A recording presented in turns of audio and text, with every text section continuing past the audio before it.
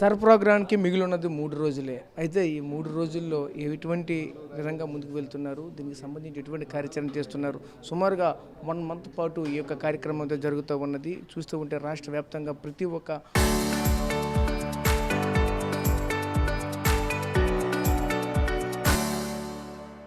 Booth లెవెల్లో ఈ యొక్క కార్యక్రమం జరిగి సంబంధించి బిఎల్ఏలను బిఎల్ఓలను కూడా నియమిస్తూ ప్రతి ఒక్క బూత్ నుంచి కూడా ఈ కార్యక్రమాన్ని శరవేగంగా జరుగుతున్న పరిస్థితి కనిపిస్తూ ఉంది. దీనిపైన మనతో పాటు మాట్లాడడానికి విజయనగరం కలెక్టర్ రామసుందర్ రెడ్డి గారు మనతో పాటు ఉన్నారు. ఆయనతో మాట్లాడి అసలు ఈ సర్ని ఏ విధంగా ముందుకు తీసుకుని వెళ్తున్నారు, ప్రజల్లో ఎటువంటి అవగాహన కల్పిస్తున్నారు, ఏ విధంగా ప్రస్తుతానికి ఉన్నటువంటి ప్రక్రియ ఏ విధంగా కొనసాగుతున్న అంశాలపైన మనతో పాటు మాట్లాడతారు. సార్ చెప్పండి సార్, ఎలా జరుగుతుంది ఏంటి? ప్రస్తుతం చూసుకుంటే ఇంతవరకు కూడా జిల్లాలో ఎంతవరకు ముందుకు వెళ్ళింది, ఏ విధంగా ముందుకు వెళ్ళి ప్రజలకు ఎటువంటి అవగాహన కల్పిస్తున్నారు ఏంటిది?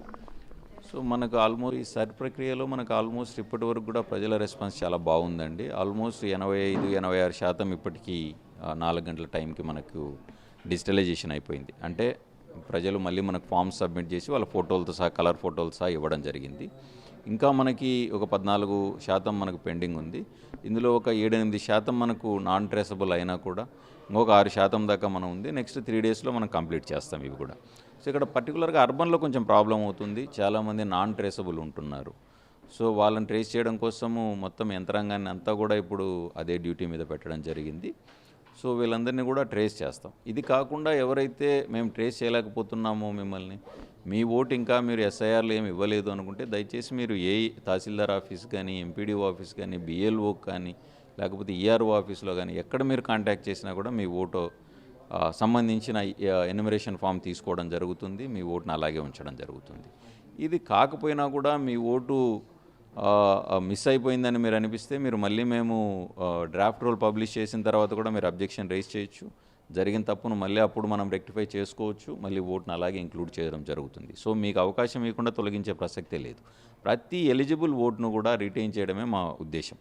దీంట్లో గవర్నమెంటు బిఎల్ఓస్ ఎంత ముందుకు వస్తున్నాయో అలాగే ఎక్కడైతే బిఎల్ఏస్ కూడా యాక్టివ్గా రోల్ పార్టిసిపేట్ చేసి మా వాళ్ళకి హెల్ప్ చేసి ట్రేస్ చేయడం జరిగిందో అలాగే ప్రజలు కూడా మీరు కూడా యాక్టివ్గా పార్టిసిపేట్ అయ్యి ఎలక్ట్రల్ రోల్ హెల్తీగా ఉండాలి. డెమోక్రసీ స్ట్రాంగ్గా ఉండాలంటే ఎలక్ట్రల్ రోల్ హెల్తీగా ఉండాలి. మీరంతా కూడా ఎలక్షన్ ప్రక్రియలో పార్టిసిపేట్ కావాలి.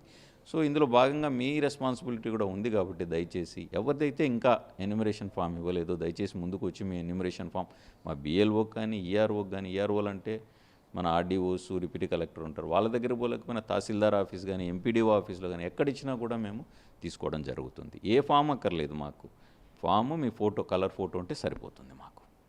అంటే గ్రామీణ స్థాయిలో చిన్న ఆందోళనకరంగా ఉంటుంది. ఎందుకంటే బిఎల్ఓలు వచ్చి ఉంటే ఉదయాన్నే లేచి పనులకు వెళ్ళిపోతూ ఉంటారు.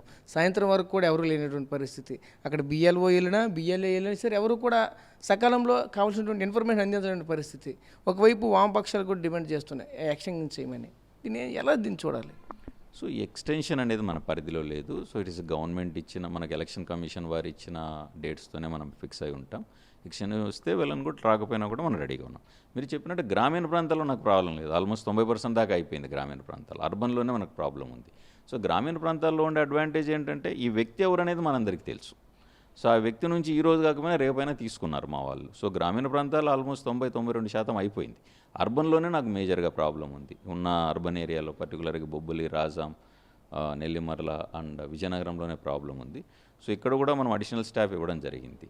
సో ఎక్స్టెన్షన్ ఇస్తే వెళ్ళని కూడా, ఎక్స్టెన్షన్ ఇవ్వకపోయినా కూడా మనం 14వ తారీఖు మనం కంప్లీట్ చేసేట్టు చూసుకుంటామండి. అంటే వలసలు ఉంటాయి, మైగ్రేషన్ అయిన వాళ్ళు ఉంటారు. ఒక ప్రాంతంలో మీరు చెప్పినట్టు ఉద్యోగస్తులు ఉంటారు. కొన్ని 4-5 సంవత్సరాల పాటు ఒక ప్రాంతంలో వేరే ప్రాంతానికి వెళ్ళిపోతారు. వాళ్ళు మీరు చెప్పేటట్లు స్వగ్రామంలో పెట్టుకోలేని ఆలోచన ఉంది. వీళ్ళంటిని కూడా ఏ విధంగా వీటిని ఎన్యూమరేట్ చేస్తారు? సో ఇప్పుడు ఎవరైతే మనకు పర్మనెంట్గా ఇక్కడ నుంచి మైగ్రేట్ అయ్యారో వాళ్ళని ఎన్యూమరేషన్ ఉండదు. వాళ్ళని ఏఎస్డీ లిస్టులో తొలగించడం జరుగుతుంది మనకి. సో టెంపరీ మైగ్రేషన్ ఎవరైతే వెళ్ళారో వాళ్ళకి అవకాశం ఇచ్చారు. వాళ్ళే అప్లై చేసుకోవాల్సిన అవసరం లేదు మనకి. వాళ్ళ ఫ్యామిలీ మెంబర్స్ అయినా ఇవ్వచ్చు మనకి. సో ఎవరున్నా కూడా ఇక్కడ వాళ్ళైనా సంతకం పెట్టి వాళ్ళ ఫ్యామిలీ మెంబర్స్ వాళ్ళు ఎలా రిలేట్ అవుతారో అది రాసేసి వాళ్ళ ఫోటో కనిపించేసి ఇస్తే సరిపోతుంది తప్ప సో వాళ్ళే వచ్చి ఇవ్వాలని మనం అడగడం లేదు.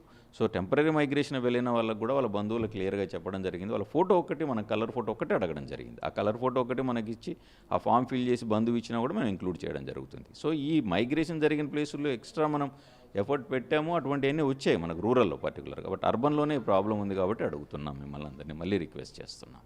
అంటే ఒక ప్రాంతం నుంచి ఒక ప్రాంతానికి వెళ్ళిపోయిన వాళ్ళని అలా ఏ విధంగా స్క్రిప్ట్ చేస్తారు, ఒకవేళ డెత్లు జరుగుతాయి వాళ్ళని ఏ విధంగా స్క్రిప్ట్ చేస్తారు, దీనికి సంబంధించి కూడా ఒక సందిగ్ధత ఏర్పడుతుంది. ఎందుకంటే అక్కడ బిఎల్ వాళ్ళకి పూర్తిస్థాయి అధికారాలు లేవు.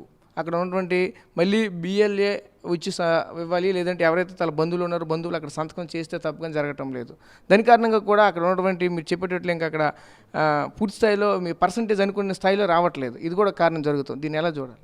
సో దీనికోసమే మనము ఏఎస్డి లిస్ట్ అని ఒకటి తయారు చేసుకుంటాం, absent, shifted, dead and duplicate cases అని చెప్పి. సో దీంట్లో పెట్టుకుంటాం వాళ్ళందరినీ. సో దీంట్లో కంపల్సరీగా మన బిఎల్ఏ సైన్ చేస్తేనే అది అప్రూవ్ అవుతుంది అనేది అపోహ మాత్రమే. అలా కాదు, మనం బిఎల్ఏ దృష్టికి గ్రామసభ విలేజెస్లో అయితే గ్రామసభ దృష్టికి తీసుకొని వస్తాం. మనం వీళ్ళంతా లేరు, మీకు ఏమైనా తెలుసు వీళ్ళు ఉన్నారు అంటే మీరు ఆ ఇన్ఫర్మేషన్ మాకు ఇవ్వండి అని చెప్తాం. సో అది బిఎల్ఏ బాధ్యత కూడా కాబట్టి, పొలిటికల్ పార్టీస్ బాధ్యత కూడా కాబట్టి, సో వాళ్ళు దానికి సంబంధించింది అయితే ఇస్తారు. లేకపోతే మనం ఏఎస్డి లిస్ట్గా డిక్లేర్ చేసుకొని వాళ్ళు ఏఎస్డిగా మార్క్ చేస్తాం. మార్క్ చేసి డ్రాఫ్ట్ రోల్లో వాళ్ళ పేరు ఇంక్లూడ్ అయ్యి రాదు. సో వాళ్ళు ఒకవేళ నిజంగా ఉన్నారు అంటే నెక్స్ట్ అది చూసుకొని మాకు అబ్జెక్షన్ రైజ్ చేస్తే వాళ్ళు అప్పుడు కూడా మనకి ఎన్యూమరేషన్ ఫామ్ అప్పుడు ఇచ్చినా కూడా నెక్స్ట్ 1 monthలో అప్పుడు కూడా ఇంక్లూడ్ చేయడం జరుగుతుంది. అంటే 2002 తీసుకొని వస్తున్నారు, అప్పుడు మాకు ఓట్లు లేవు అంటూ కొంతమంది ఆందోళన చేస్తున్నారు. అలాగే కొత్తగా ఇప్పుడు ఓట్లు చేర్చాలంటే దీనికి సంబంధించిన ప్రాసెస్ ఏముంది? ఇప్పుడు 2002లో ఓటు ఉండాల్సిన అవసరమే లేదు, అదొక అపోహ మాత్రమే. లేదని మీరు ఇవ్వచ్చు అంతే. సో మీకు 2002లో మీకు లేకపోతే వాళ్ళ ఫాదర్కి కానీ మదర్కి కానీ ఎవరికైనా ఓటు ఉంటుంది. వాళ్ళ ఊరేంటో వాళ్ళకి తెలుసు. మేము అడిగేది ఏంటి, మీ ఫాదర్ పేరేంటి, ఏ ఊర్లో ఉన్నారు, మేమే టేస్ట్ చేసి చెప్తాం ఏ ఊర్లో ఎక్కడ మీ ఓటు ఉంది అని చెప్పి. సో అటువంటి జరిగాయి. ఇప్పుడు చాలా అవే ఉన్నాయి, ఎక్కువ 40% వరకు అవే ఉన్నాయి. సో అటువంటి ఏం ప్రాబ్లం లేదు మనకి. సో అలా కాదు అసలు ఓటే లేదు మనకి. సో ఇప్పుడు ఓటు కావాలంటే ఇప్పుడు ఎస్ఐఆర్ ప్రక్రియ దానికి కూడా ఫామ్ 6 ఇచ్చింది. సో ఫామ్ 6లో మీరు కొత్తగా అప్లై చేసుకోవచ్చు, మీ ఓటు ఇంక్లూడ్ చేయడం జరుగుతుంది. Okay sir, thank you. So చూసాం కదా, ముఖ్యంగా ఒకటే చెప్తా ఉన్నారు, ఏదైతే ఈ సర్ ప్రోగ్రామ్ అయితే పూర్తి స్థాయిలో మేమైతే చేపడుతున్నాము, దీనికి సంబంధించి అన్ని కార్యాచరణ కూడా ముందుకు వెళ్తున్నాం. ఇప్పటికే సుమారుగా 84% వరకు కూడా పూర్తిగా దీన్నైతే పూర్తి చేశాము. మరికొన్ని రోజులు ఈ 3 రోజుల్లో కూడా పూర్తి స్థాయిలో 100% చేసే దిశగా మేమైతే ముందుకు వెళ్తున్నాం. దీనికి సంబంధించినటువంటి ప్రతి ఒక్క ఆఫీసును కూడా ఎలక్ట్ చేస్తున్నామంటే కూడా చెప్పుకొస్తాం, ప్రతి కనిపిస్తుంది. కొత్తగా వచ్చినటువంటి ఓటర్స్ కూడా ఫామ్ 6 అయితే ఇస్తున్నాం. ఖచ్చితంగా దీని ద్వారా మీరు కొత్త ఓట్లు దీన్ని అయితే చేర్చుకోవచ్చు అంటూ కూడా చెప్తా ఉన్నారు. కెమెరా పర్సన్ నాడితే రాజేష్, RTV, విజయనగరం జిల్లాని.